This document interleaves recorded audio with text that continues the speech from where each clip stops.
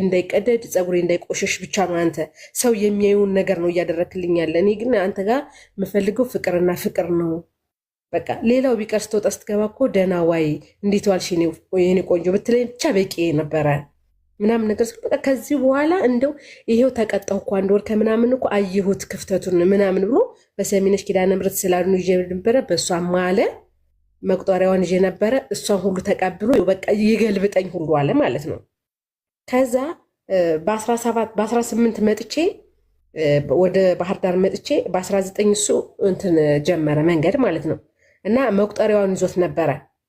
ከዛ በ20 ማታ ከቆመበት መኪና ሾፌር ነውና ከቆመበት ከኋላ መታው መኪና እና እሱ ደግሞ ሄዶ ከፊት መታ የሆነ መኪና። ከዛ ሲካሰሱ የራሳችሁን አሰሩ ተባለ።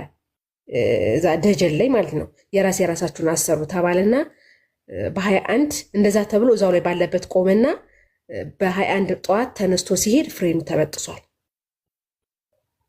ከዛ ቢል ማለት ፍሬኑን ቢያለውና ወደ አባይ በረሃ እየገባ ነበረና አማራጭ ሲያጣ ትንሽ የቦይ ፈልጎ ሂዶ ገባና እጁ ላይ ማለት ይሄ ቀኝ የግራ እጁ እንዳለ ሙሉ መስታወቱ ሲመታው በሱ በኩል ነው የወደቀና መስታወቱ እንትን ሲለው እጁ መዳፉ ላይ መቁጠሪያው ተገኘች። ሰሚነሽ ኪዳነ ምሕረት ያመጣዋት መቁጠሪያ እጁ ላይ መዳፉ ላይ ወድቃ ተገኘችና ደውልና እንዳደነግጬ እንደዚህ ሆኗል፣ ግን የዋሾች ነገር ነበረና ሰሚነሽ ኪዳነ ምሕረት ታስተምረኝ አስቀረችኝ ምናምን ነገር አለ። ከዛ በኋላ አረ እንኳን አንተ ተረፍክ፣ በቃ ምብራን እንኳን ተረፈችህ ምናምን አልኩና መስከረም ላይ ልናስር የነበረውን የ80 ወረቀት ሽማግሌ ሰብስበን ልናስር የነበረውን ፕሮግራም አራዘመው ማለት ነው። ከዛ አራዘመው። እኔም በቃ ይሁን አልኩኝ። ከዛ እኔ በቃ አልሄድም ስራ አለ መጣ። ከአንድ ላይ ሆነ አልሄድም ስራ አለ። ስራ አልሰራም በቃ እኔ ከዚህ ተፍተፍላለሁ አለ። እሺ ችግር የለውም እኔም ብር እስካገኘህ ድረስ ወጫችን የሚሸፍን በቂ የሆነ ነገር እስካገኘህ ድረስ እኔ ለምን ሂድና ሙት ለምን እልሃለሁ ምናምን ነገር ብዬ ቆመ።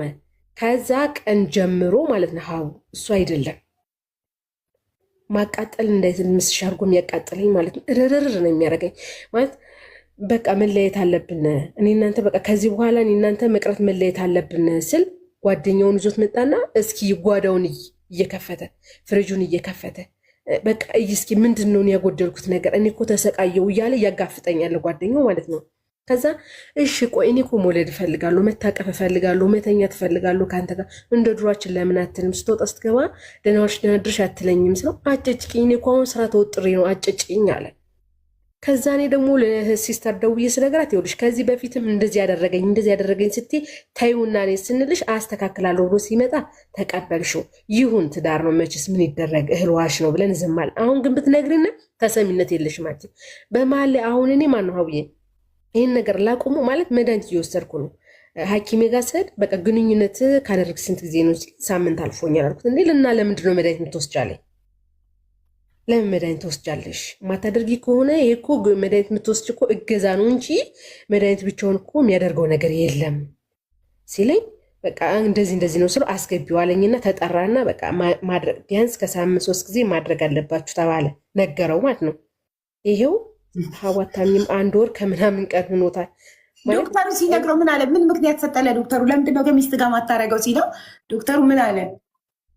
ለምን ነው ማታረግ ሳይሆን ያለው ሾፌር ነህ ምናምን ነገር ሲለው አዎ አሁን ስራ ቆሜያለሁ፣ ስራ ድካም አለ ምናምን ሲለው አዎ አይ ድካም ካለ እኮ ብዙ መጫን አያስፈልግም፣ አንተን ግን ቢሆንም ከሳምንት 3 ጊዜ የግድ ማድረግ አለባችሁ፣ ምክንያቱም አንተ ዘርህን ባደራ መልክ ስትሰጣት እሷ ለፍሬ አብቅታ ትሰጥሃለች፣ እንደዛ ነውና ተግባቡ አለው ብሎ ነው ብቻ የላከው።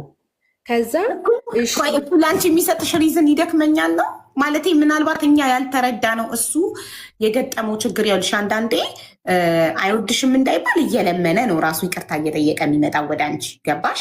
ባይወድሽ ማንም ሽጉጥ አልደቀነበትም። አንቺ ለምኖ ይቅርታ ጠይቆ እንዲመለስ። ግን የሆነ የጤና ችግር ገጥሞት ከሆነ እሱን አንቺ ነሽ ልታምጪው ለሚስት ስለሆንሽ። ግን አልፎ አልፎ